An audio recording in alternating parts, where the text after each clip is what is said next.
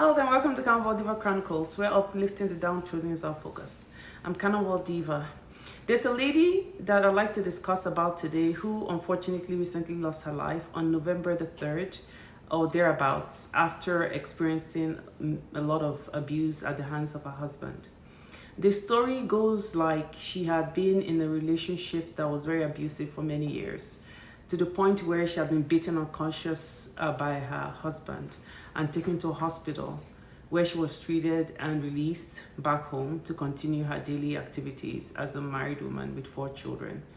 She continued to sustain many different episodes of abuse and injuries at the hands of her husband according to her neighbors who continued to hear her cry and scream for help.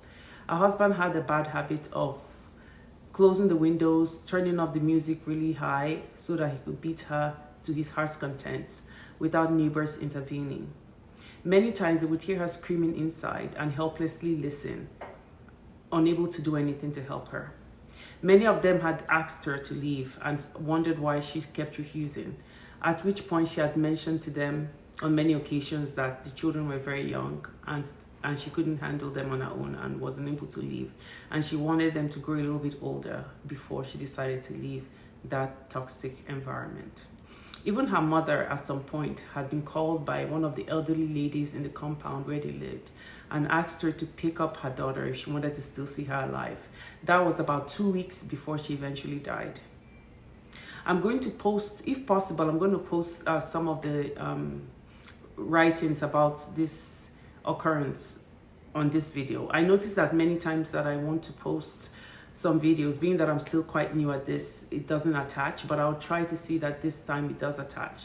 This story is from Instablog, and it's very sad because this is the kind of story and the kind of event that I try to avoid, or we hope that won't happen in the hands of abusive relationships. Most times abusive relationships are headed that way, in that direction, where one person in that relationship eventually unfortunately loses their lives, and this usually is the worst case scenario. I'm using this as an example to those of you who are still out there and who are suffering silently. I know it's not easy. It's easier said than done to just get up and leave. After all, who am I to say get up and leave when I was still in mine for 25 years, even though mine wasn't as physical, it was mostly emotional and in other ways and other contexts. But I would say that all types of abuse is unacceptable. And the first step is obviously to pray to God for help and the strength, because you can do all things through Christ who strengthens you. And then silently plan your way. Silently, focus on silently, emphasis on silently or quietly plan your escape, because many abusive people who know you're planning to leave will eventually plan to stop you by any means possible, which can even be as bad as trying to take the life of the person trying to leave that relationship. So it's very important that you get as much help as possible quietly without alerting the person who is the abuser in this case. This woman unfortunately lost her life after sustaining a beating on the 2nd of November. The neighbors said they heard her screaming inside the house and crying. And the husband, as usual, had locked the door, wound up the windows, put the music on very loud, and was beating her, and they were hearing a lot of screams inside her house.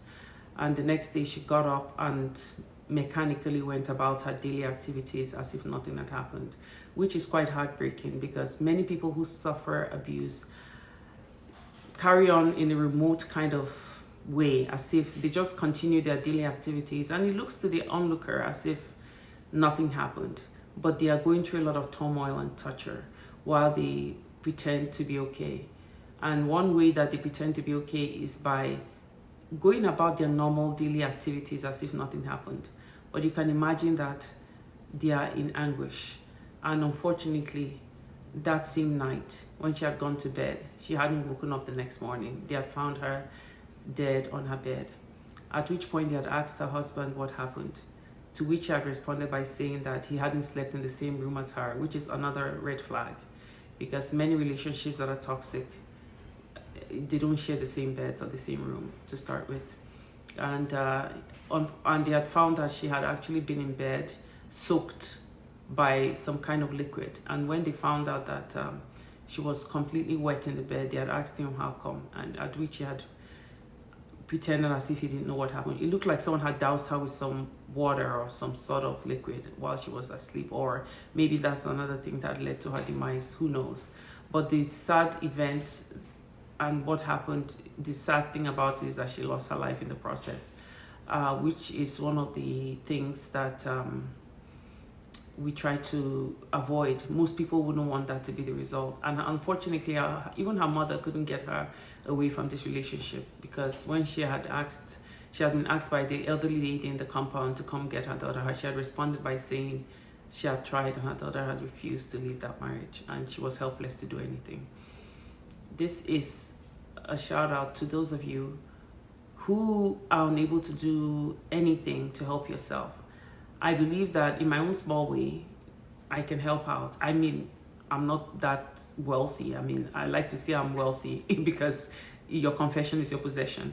So you can contact me by sending me I'm willing to contribute something small to help anybody out there who is desperate for help. Obviously, I wouldn't expect you to make up stories, because those people who would contact me, I'm going to actually ask you questions, and I mean, I can give the widow's mite that I have to give to assist any woman out there who is actually in need of an escape. Because I believe that little drops of water make a mighty ocean. No matter the amount, as you continue to save up for your escape, God will strengthen you, God will enlighten you, and God will make a path for you to live safely in a way that will bring you to a better future for yourself and your loved ones. Thank you so much for tuning into Carnival Diva. Please read the notes that are proceeding after this video, and the picture of the woman as well was enclosed on Instablog, and I'll try and attach it as well. I hope all of you out there are taking care of yourselves, take care of your loved ones, and stay blessed.